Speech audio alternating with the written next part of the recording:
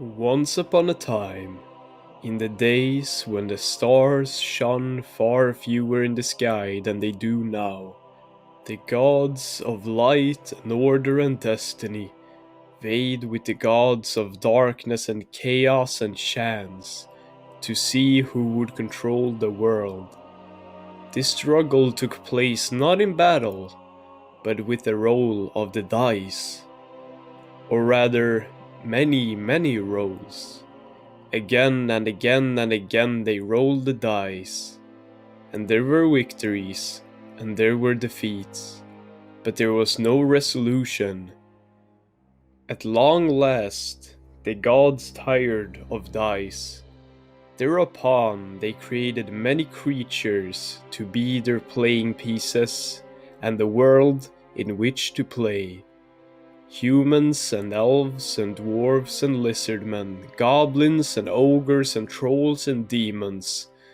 At times they adventure, sometimes gaining victory, other times suffering defeat. They find treasure, they become happy, and in the end, they die. Into this world, there appeared one particular adventurer. He will not save the world, he will not even change anything.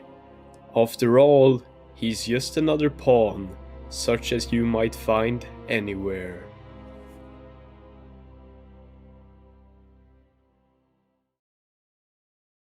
Chapter 1: The Fate of Some Adventurers.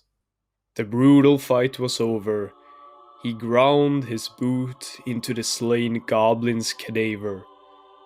He was stained crimson with the monster's blood, from his grimy steel helm to the leather armor to the mail made out of chain-linked metal rings that covered his entire body. A small battered shield was fastened to his left arm, and in the one hand he held a brightly burning torch. Heel braced against the creature's corpse, he reached down with his free hand and casually withdrew his sword from its skull. It was a sheep-looking blade, its length poorly conceived, and now it was drenched in the goblin's brains. Lying on the ground, an arrow in her shoulder, the young girl's thin frame shook with fear.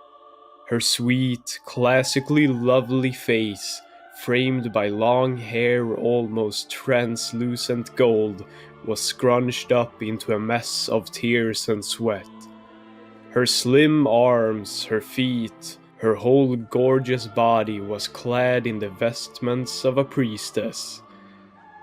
The sounding staff she clutched jangled, the rings hanging on it striking one another in time with the quaking of her hands.